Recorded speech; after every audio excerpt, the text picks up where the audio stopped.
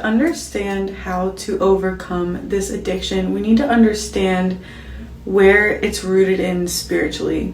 Because there are so many things going on when you are engaging in this sin. It's adultery and sexual immorality at the same time.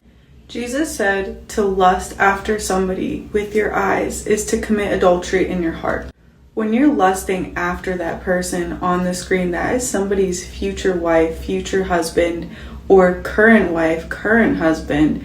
And it's also causing married people to stumble. Also, statistically, the people involved in pornography are victims of sex trafficking. And a lot of times there are underage people involved. So not only is it so terrible because it's adultery, but because it's also there for the whole world to see and judge. And what you don't see is that it can also lead to people, getting sexually transmitted diseases. And it's normalizing sexual immorality. So people are more likely to just go out and have sex with people and use them. It's all performance-based. It's not love-based. And the Bible says that God is love. It also leads to insecurity with what the opposite sex expects out of us. Because like I said, it's performance-based. It's not real. So if you're somebody struggling, like I did, and like so many people did and do, I pray that you can stop justifying it to yourself, because I know that's such a big thing. I've heard people talk about these addictions. I was somebody that went through this addiction and had to overcome this addiction. And one of the steps is to stop justifying it to yourself. You know how it makes you feel. You know deep down that it's wrong.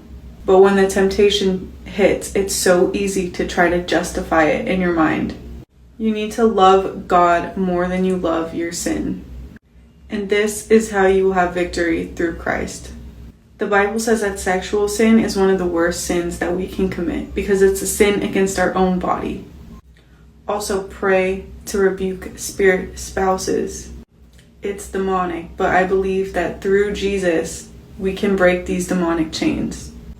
It requires prayer, fasting, and crucifying our flesh. It's not impossible to break the chains of lust, but it has to be treated like a battle because it's spiritual warfare.